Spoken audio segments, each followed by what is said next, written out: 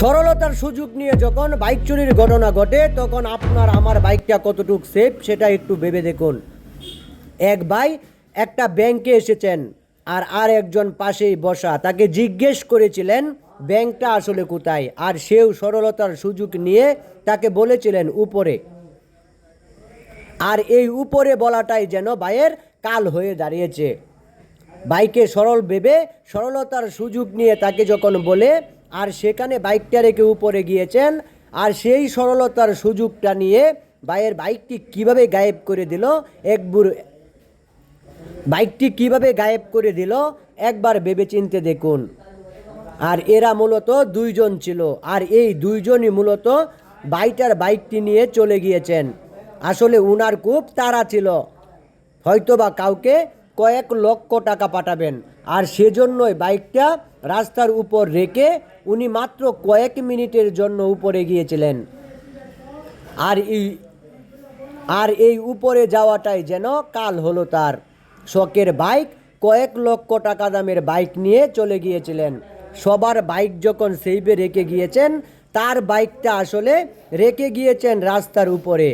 আসলে সে কিন্তু চাইলেই পারত বাইকটাকে সুন্দর একটি জায়গায় রেখে দিতে, কিন্তু কে জানে এই বাইকটি চুরি করার কলা কৌশল আঁকছেন। প্রকাশ্যে যখন এমন ঘটনা ঘটানো হয় তখন আপনি আমি কতটুক সেফ, আপনার আমার বাইক কতটুক সেফ।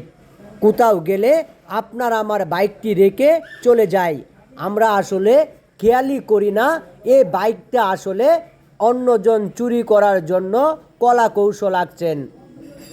আপনার আশেপাশের মানুষ আপনার বাইক দেখে লোভনীয় প্রস্তাবেও রাজি হয়ে যেতে পারে। এরা দুজন মূলত কেউ কাউকে চিনে না, কিন্তু হাতের ইশারায় যেন কাজ হয়ে গেল।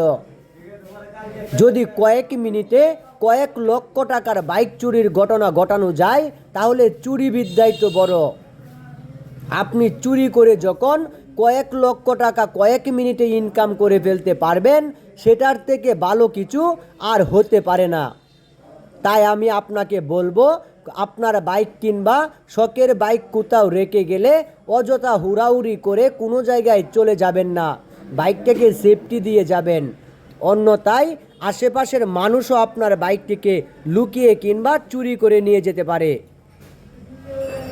ঠিক ব্যাংকের সামনে থেকে যখন এমন অবস্থায় বাইক চুরির ঘটনা ঘটে, তখন সেটা সিসিটিভি ফুটেজে প্রকাশ্যেই দেখা যাচ্ছে, কিন্তু বিষয়টা হলো এদেরকে ধরা আসলে অসম্ভব। এদের বাসা কোথায়, এরা কোথায় থাকে, সেটার আসলে নির্দিষ্ট কোনো পরিসীমা নেই, কারণ এরা সারা বাংলাদেশে ছড়িয়ে ছিটিয়ে পড়ে। কোনো জায়গায় সুযোগ যদি পায়, সেই সুযোগটাই যেন কাজে লাগিয়ে ফেলে। আসলে সারাদিন এদের কাজই একটা গাড়ি চুরি, আর এই গাড়ি চুরি করেই চলে তাদের সংসার। প্রায় কয়েক কোটি টাকার মালিক বনে গেছেন মাত্র এই কয়েকটা বাইক চুরি করে, আর এই চুরিটাই এখন তাদের পেশা।